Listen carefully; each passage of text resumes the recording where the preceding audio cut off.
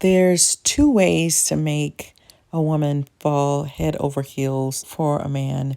One is super toxic, and one is more of a healthy approach. So, the super toxic approach would be manipulation or intermittent reinforcement. So, you're reeling the woman in by being inconsistent on purpose. So, you're giving her a bunch of what she wants, and then you might drop off for several days and not speak to her. Then you're back giving her a lot of attention and what she needs. And then you are back toxic. You're doing positive behaviors and then negative. And you're hooking her that way. What kind of relationship do you think you're going to have? What are you going to do to that person? And that's feeding your ego when you take that type of approach, because you're not getting genuine. You're manipulating somebody into feeling afraid all the time and scared and afraid of losing you. The positive way, and this is a little twofold, if you put the man in the relationship in more of a leadership position where you make him feel like he's in control, like he's leading. And his style of leading is making you feel stable, reassuring you, being steady, stable, laying out a plan that's safe and secure. That brings out a woman's best side, her confidence. It makes her feel really good about herself. And so you're getting a healthy, happy, positive outcome when you put that combination together. This setup is the perfect way for a man to pursue and to also build confidence in that woman, build trust over time in a very beautiful, alluring way, because she might test you out again. Like, okay, well, let me try it again. Like, that was so good to be true. Let me see if he'll come forward if I say, hey, I'm trying to fix the door on my house and I don't know what I'm doing. Can you come help me? She's giving him a problem to solve, and a healthier guy who is interested in long term, he's going to go for that. Whereas a guy who might not be as invested, he might laugh and say, oh no. Being a man who's fearful, avoidant, problems to solve can put him in a position of control. So that's something that you can try.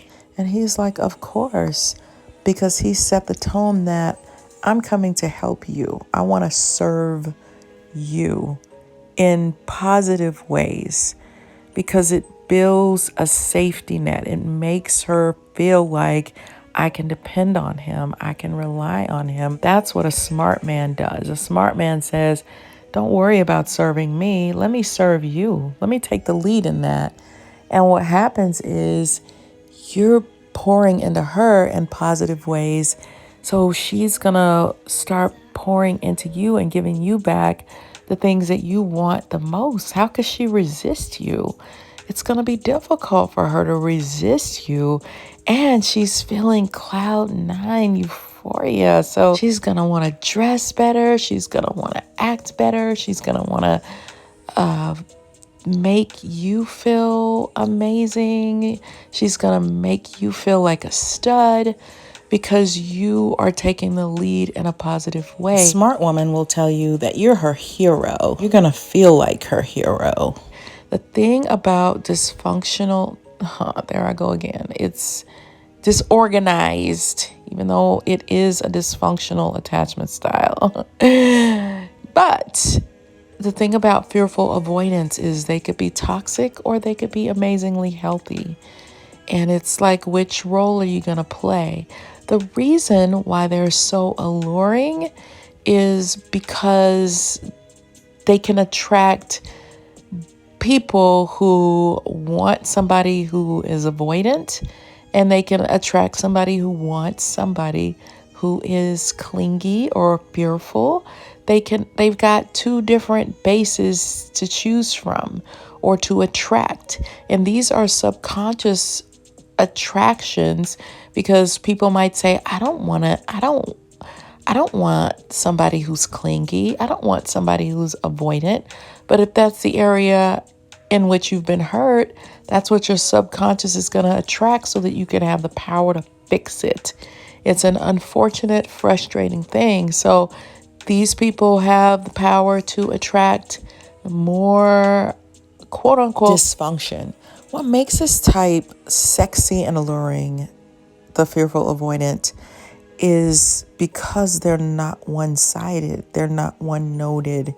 You're going to get an array of different sides of a person. So it makes them way more interesting. These people also can be very good at understanding people, which could make them more manipulative. If you have been placed in survival mode in many situations of your young childhood, you got to learn how to survive these toxic adults in your life.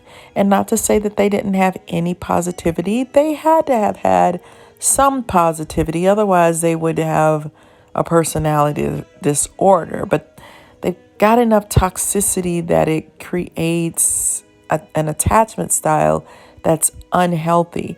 So these people, a lot of them can be very charming.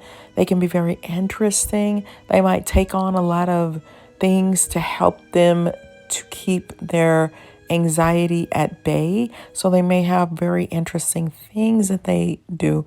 They may have a very rich internal world that they share with you that makes them different from your standard person. They may be the pretty people or the handsome people in some ways, because they had to figure out how to survive. They usually they can be seductive. They can be very sexy. So when you just look at this type on paper, you might think, oh, well, that sounds really like a really toxic individual, when they could be extremely charming. They could have a lot of haters, but they could also have a lot of people who want to be with them or want to be around them, because they've got those two polarizing things that they're dealing with. They could also be very rejecting, or they can lure you in. You got a lot of opposing forces happening with this person, and they can unleash them all on you. So there can be a very seductive element to these people, which makes them hard to shake off. They could also be supremely rejecting. And everybody knows that the way to become very appealing to somebody is to be a hardcore rejecter. And that's something that we know on a subconscious level more so than a conscious level. So these people can be very rejecting when they feel deeply insecure. They could also be looking for somebody who is above board. So you can meet all kinds of really kind, nice people. They may be more attracted to somebody who's a little bit more complex. Could have a hard time finding somebody that they feel deeply attracted to, that fires on all the cylinders, because they may meet people who are supremely kind and just totally put them at ease, but there's not enough edginess to keep them going, or they might be attracted to some dysfunction, to be honest with you. So you can't take it too personally, if they reject you. They are tricky. They're tricky because they could be looking for that perfect balance of just enough edginess, because they might say, hey, look, I grew up in an environment where I was having to go through a whole lot. And if you think I want to take that on, that level of dysfunction on in my adult life, you've got to be kidding. And so this, anytime they may sense any toxicity, they may run from it, or rejection, or you're hurting my feelings. And you might be thinking, I didn't even really say anything. I was just being honest because I care about you. And they take that and they say, oh no, this person's going to be too critical. I don't want to be put down, because they probably have been put down to extremes. The one parent would say, oh, you did great at that piano recital. And the other parent is like, you sucked. And I'm not going to tell you that you were great when you were really horrible. What approach do most people take with kids? They're going to be encouraging. Oh, that was awesome. You were so great, even though it was terrible. And not these people's parents. They're going to tell them, you sucked. And I'm not going to lie to you. So these people are intense. They're intense. They're looking for, a lot of times, the person that can put them at ease. So person B that I opened the video with, that's saying, hey, I'm taking the lead. This person is smart as well, because they're like, no, I don't need you to do anything for me. Let me do everything for you. Well, if somebody's doing all these things for you, it's going to trigger you to do all these amazing things for them. They're seducing the pants off of you by telling you, hey, I'm going to do everything you want. I'm going to make you feel secure. It's really a healthier approach. A more immature, fearful avoidant can be something else. They could be argumentative. They could start fights because they grew up with, that's what I saw modeled. I talk crazy to you. I talk down to you. I snap at you. I have a hot temper. I let you have it. I tell you the truth. I don't use tact. But then they can be seductive on the other hand with the opposing, the opposite, where it's like, oh, I'm so alluring, and oh, you're so amazing, and let me give you a massage, and let me cook you dinner, and let me do all these things. And then they flip on you because, oh, well, loving you is more enticing when we have these movie-like arguments with each other. And then when we make up, isn't it so much more exciting? But that's an immature approach. And sometimes they have to be broken by life. And they don't want to be broken by life. Who wants to be broken by life? Especially after you've already been through so much. It's like a fearful avoidant might feel like, I can't take anymore. I can't take anymore. They might have a few narcissistic tendencies, not fully narcissists, but just some tendencies where they're being toxic. They're putting you down in front of your homeboys or whatever. They're exercising some toxic behavior. Instead of working out things or talking to you in a respectful manner, they just let you have it and just go off. Like, I'm going to be super confrontational and ugly, because they may have a difficult time controlling their temper, but they can control it in certain settings. But they might feel extremely irritable at times. They have to learn healthy ways of maintaining a relationship with someone that they are highly toxically attracted to. Let's say that they break up with somebody that they were like in love with. But then they're confused because, yeah, they had a lot of toxic behaviors, but you put up with it. And so you finally break up with them and you get back together. Now they're completely shut down. They've tapped too far into the avoidant side. And so now you think, oh, I've got this boring person. My disorganized attachment style person is super boring, because they've shut completely down, because they don't know who they are anymore with you. They don't know how to be.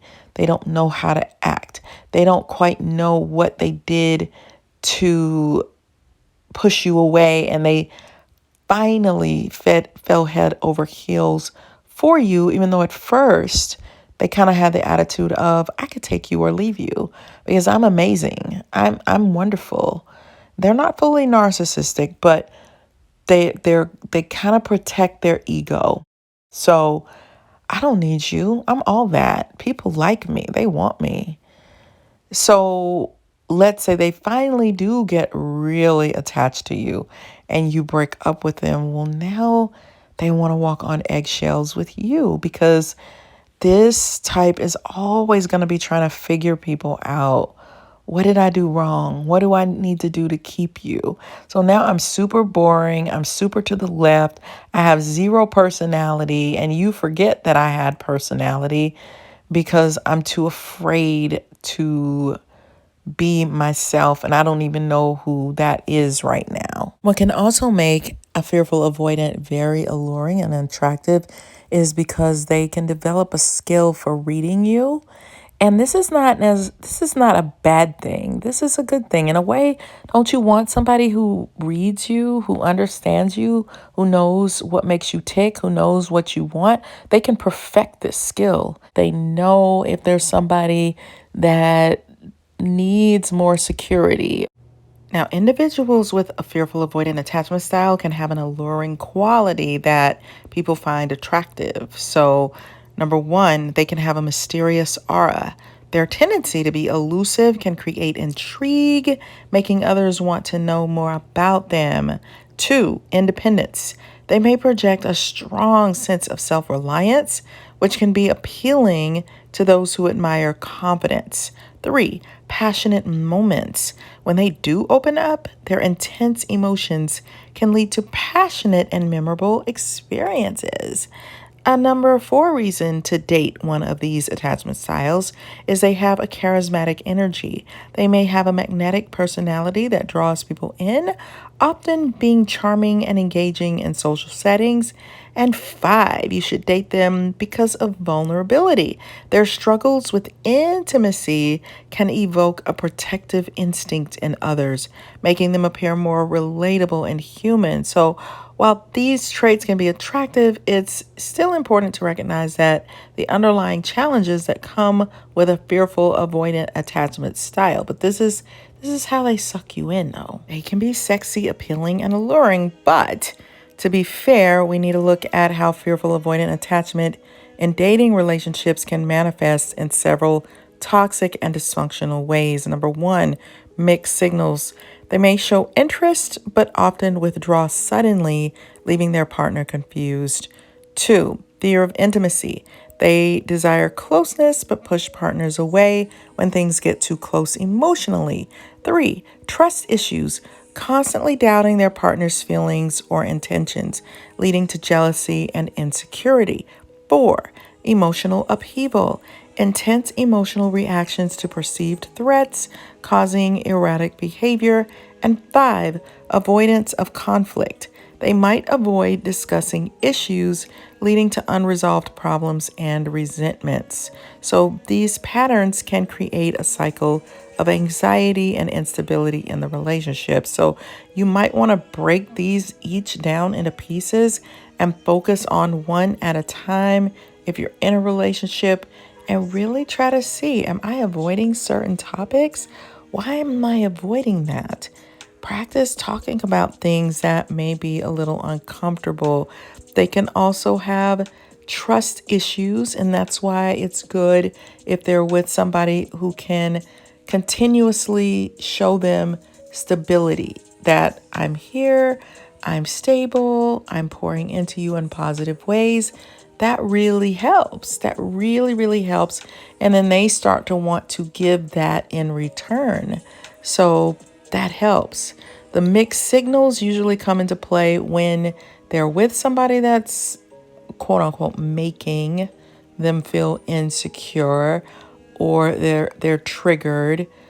So if you're aware that you do that, then you want to try to not be so sensitive, so emotional. You want to be careful about not giving mixed signals if you are this attachment style. So you want to stay away from fearful avoidants who have not healed enough. They have not developed a more healthy approach to dating someone. So here are some behaviors that can be manipulative or self-serving, especially when in a toxic state. So, number one, love bombing, initially overwhelming their partner with affection to secure closeness, only to later withdraw and create confusion. Two, playing the victim, using guilt or sympathy to manipulate their partner into staying or forgiving them after hurtful behavior. Three, ghosting, disappearing without explanation when feeling overwhelmed, which can leave their partner feeling abandoned. Four, emotional blackmail, threatening to end the relationship or withholding affection to gain control or compliance from their partner. And five, gaslighting, minimizing their partner's feelings or experiences, making them question their reality to avoid accountability. These behaviors can lead to a toxic dynamic where the partner feels insecure, anxious, and trapped. And as somebody who taps into this attachment style from time to time in dating relationships, I'm thankful that I have been able to work through some of this stuff and quiet some of this stuff. That's how I know that we can be capable of doing this. And we don't want to do this to people. It's unnecessary. We have to find other ways to get our points across and our needs met. And if you feel like you're receiving too much toxicity yourself, then you probably need to move on. So here are some tips for arguments with someone who has a disorganized attachment style. Number one, stay cool. Keep your vibe calm and collected. It's sexy to handle drama with grace. Two, feelings matter. Show you care about their emotions. It's a turn on to feel understood. Three, speak softly.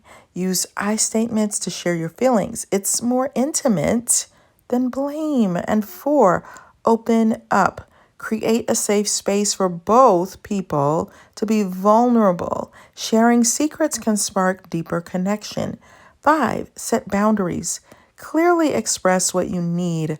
Confidence is extremely or incredibly attractive. Six, listen up. Give them, your partner, your full attention. Being present is a powerful form of intimacy. Seven, find solutions together. Shift from arguing to teaming up. Working together is a bonding experience. Eight, be patient. Give disorganized attachment some space when needed. Showing understanding can deepen attraction. So I hope these tips can help you keep the passion alive when you're navigating challenges together. So instead of acting a fool and going into toxic mode, I want you to really try some of these things out. See, you want to become a very skilled dater, whether you're dating the fearful avoidant or you are the fearful avoidant. What happens if you want to play with a cat? You get a ball of yarn and you pull the string, and the cat will follow along. If you are trying to get the dog back inside the house, you're dangling a carrot or a piece of meat in front of the dog and you're leading it. You're not giving it to them totally, but you're leading them back inside the house. So person A and person B. Person A that I described at the beginning is toxic.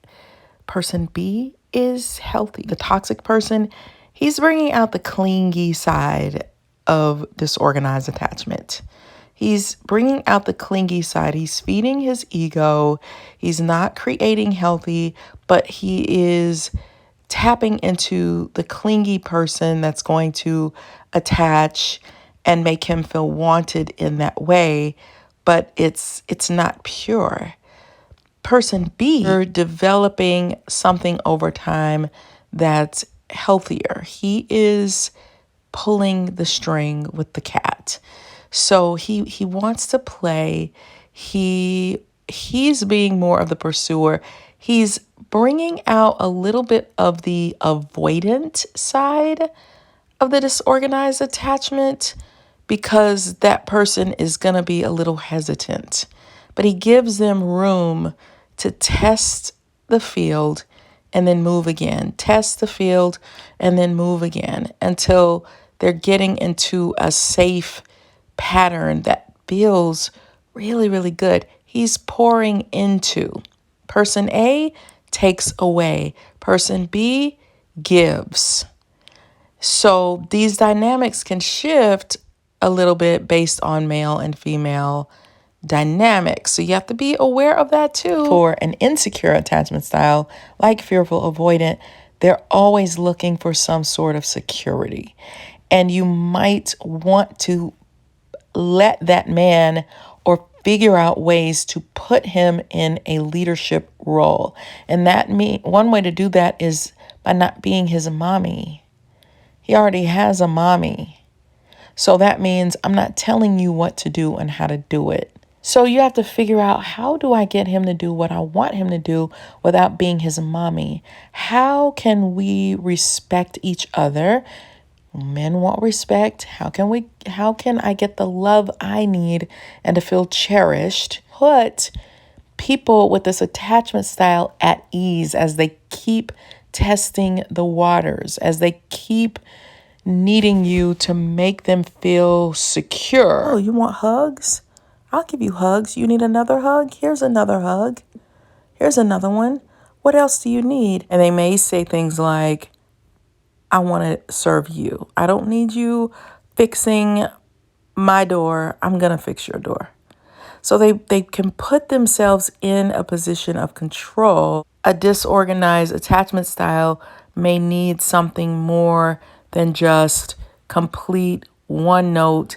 Yes, no, maybe. How are you? Fine. They're going to want something more interesting than that.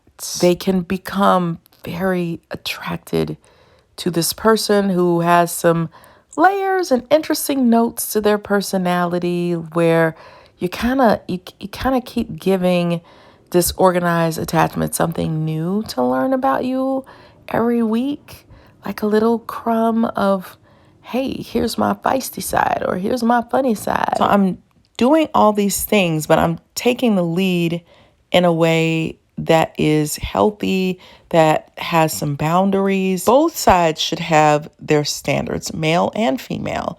What are your standards? What are your non-negotiables? So you're teaching each other, this is what I like, and I'm going to be gentle with what I don't like. Very, very gentle. There's more subtle ways, more mysterious, intriguing ways to get your point across. And this is what can make dating fun too, because it is a game. I mean, it's a game, but it's, which game are you going to play? You're going to play game A or you're going to play game B. Both are games, but one can keep the person, the fearful avoidant, in a state of chaos and craziness, where you're getting toxicity and you're not getting authentically who they are. And the other one is creating something new, something fresh, something exciting, something challenging in a very positive way. So you might want to have a leader and you have a follower, but the follower can keep things interesting as well. Like, they could be teaching you something new. Hey, here's something I learned. I learned a new art trick today. Want to see it? Okay, so it doesn't mean boring. It just means we are trying to get to a secure attachment style in an interesting way, with a very sexy, seductive attachment style who could make you go on a seesaw with them where it's up, down, crazy. Or they can give you exciting in a more steady and healthy way. So I would say don't discard somebody who is fearful avoidant. We just want to keep moving the carrot and want to create healthy dynamics along the way. See, the reason why when a man pursues in this way, he's putting down one tile at a time, and he lets you catch your balance, and then he moves to the next tile and he lets you catch your balance, and he's giving you what you want. Disorganized attachment style is going to constantly, especially until they learn that they can trust you. Fearful avoidant always has one foot out the door because they're always looking for safety. Is this safe? Am I okay? Can I keep going? Give them a reason to keep going with you. Don't let that work. See, healthy B doesn't give you an excuse. Let you feel their trust, their love, their safety, their warmth, their giving. They're giving. They trust the art of giving, right? Doing the hard work, but having fun with it. That's how you pursue. And women want to be pursued, but pursuing doesn't mean that you're selfishly doing things to get only what you want. They understand the art of giving her what she wants because I'm going to benefit big time. I'm going to hook her and she's not going to ever want to let go. And we're going to have way more fun together. We don't want to just heal on a surface level. We want to heal on a deeper subconscious level. And that's what you're helping the fearful avoidant attachment style to do when you are slow and steady. I'm not talking about impossible and steady.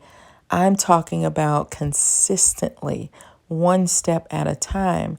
I'll prove it to you again. I'll prove it to you again. I'll prove it to you again. Like you have the patience to prove it to them again that you are here and that we are in this together.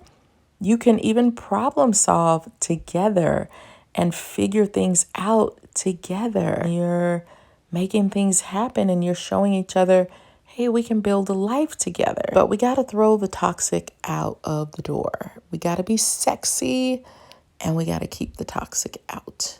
But I would say before you just discard this attachment style, give them a chance, learn how to work them because they can be super sexy, seductive, fun. They're not going to genuinely be your boring type. And you want to be careful with confrontation. Not to say that you can't confront, you got to build a lot of trust before you confront. And when you confront, be careful. Don't be petty because they feel like, okay, you trust me and that means everything to me. And then you question them on something that makes them feel like you don't trust them. Okay, I thought you trusted me.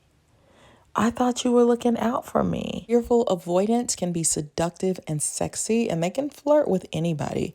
They can flirt with people they're interested in, and they can flirt with people that they're not interested in, and that could be a little tricky. Lane B. This version of fearful avoidant keeps seducing you by giving you the steady, stable foundation that they also need, and they keep moving it steady. There aren't any starts and stops.